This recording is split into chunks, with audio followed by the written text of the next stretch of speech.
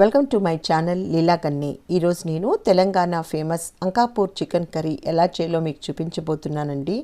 నిజామాబాద్ జిల్లాలో ఉండే ఈ అంకాపూర్ చికెన్ ఒక బ్రాండ్ నేమ్ ఉందండి ఈ చికెన్ కర్రీకి. దీనికి ఇంటర్నేషనల్ ఎక్స్పోర్ట్ కూడా ఉందంటే ఈ చికెన్ కర్రీకి విదేశాలకు కూడా పంపిస్తుంటారంట.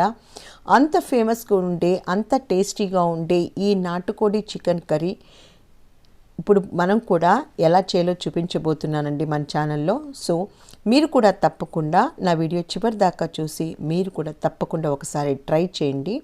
అలాగే నా ఛానల్ సబ్స్క్రైబ్ చేయకపోతే ప్లీజ్ సబ్స్క్రైబ్ కూడా చేయండి. దీనికి కావాల్సిన మసాలా చెక్క, మిరియాలు, యాలక్కలు, స్టార్, అలాగే లవంగాలు, జీలకర్ర ఇవన్నీ వేసి మనం కోర్స్గా గ్రైండ్ చేసుకోవాలి.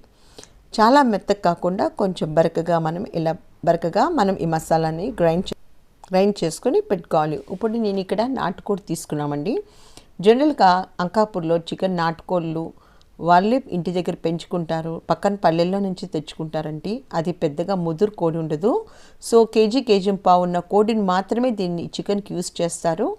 సో అలాంటి కోడి ఇక్కడ తీసుకొని మనం ఇక్కడ బాగా క్లీన్ చేసుకొని దానికి సరిపడంత ఉప్పు వేసి పసుపు వేసుకున్నాము.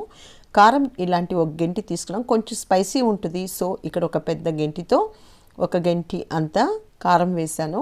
కారం వేసాక 1 టేబుల్ స్పూన్ అంత అల్లం వెల్లుల్లి పేస్ట్ వేసి ఇది బాగా ఇలా కలుపుకోవాలి.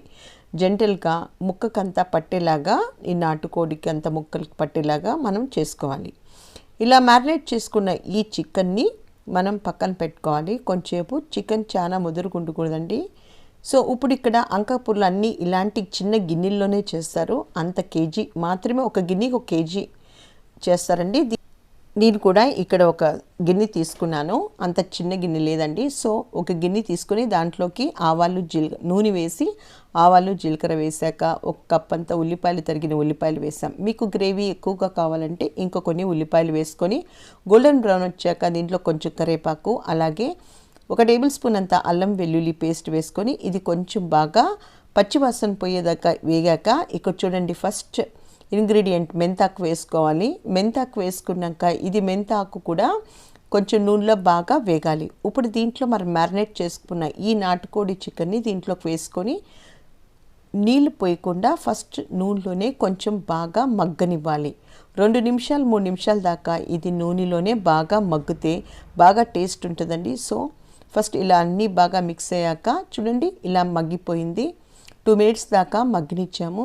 ఇప్పుడు మనం ఏం చేయాలంటే దీంట్లోకి కొంచెంగా నీళ్ళు పోసుకోవాలి. మనం అప్పుడే మ్యారినేట్ చేసి పెట్టుకున్న ఆ గిన్నెలోకి మనం దీంట్లో వేసుకొని ఆ నీళ్ళు వేసుకున్నామండి. ఇది ఒకసారి మనము తిప్పుకోవాలి.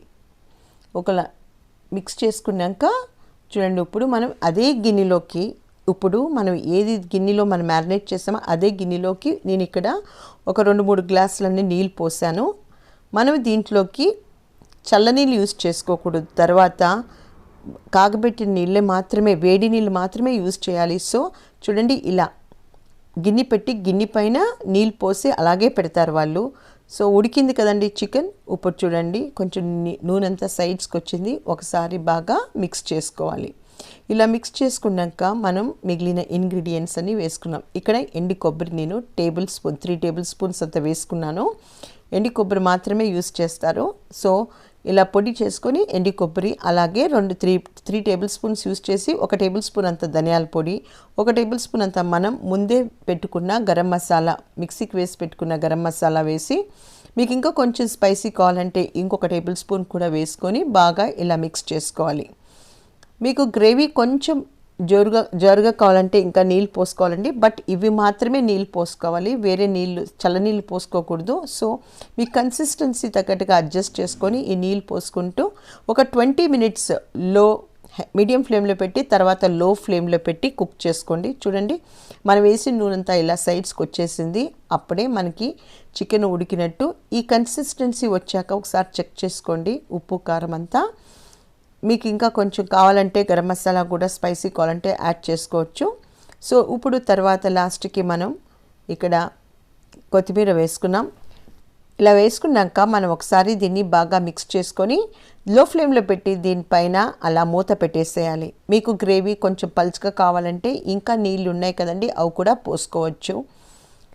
సో బట్ వేడి నీళ్ళు మాత్రమే పోసుకోవాలి, చల్లనీళ్ళు మాత్రం పోసుకోకూడదు. ఎంతో టేస్టీగా ఉండే ఈ అంకాపూర్ చికెన్ కర్రీ మీకు కూడా నచ్చినట్టయితే తప్పకుండా ఈ సండే ట్రై చేయండి. చాలా చాలా టేస్టీగా ఉంటుందండి. అక్కడ ఎక్కువగా ఈ రైస్తోనే సర్వ్ చేస్తుంటారు, వైట్ రైస్తోనే సర్వ్ చేస్తుంటారు. రేర్గా చపాతీతో కూడా సర్వ్ చేసుకోవచ్చు. బట్ ఇది నాటుకోడి చికెన్ కర్రీ రైస్ చాలా చాలా టేస్టీగా వచ్చిందండి. సో మీరు కూడా తప్పకుండా ట్రై చేసి, అలాగే నా ఛానల్ ఫస్ట్ టైం చూస్తున్న వాళ్ళైతే తప్పకుండా సబ్స్క్రైబ్ చేయండి. చూడండి, ఇలా ఆనియన్స్ లెమన్స్తో ఈ నాటుకోడిని తింటే ఇంకా చెప్పనవసరం లేదండి. మీరు కూడా ఒకసారి ట్రై చేయండి. సో నా వీడియోస్ ఫస్ట్ టైం చూస్తున్న వాళ్ళైతే సబ్స్క్రైబ్ చేయండి. పక్కనే ఉన్న బెల్ ఐకాన్ నొక్కితే నా వీడియోస్ మీకు నోటిఫికేషన్గా వస్తాయి. Thanks for watching the video.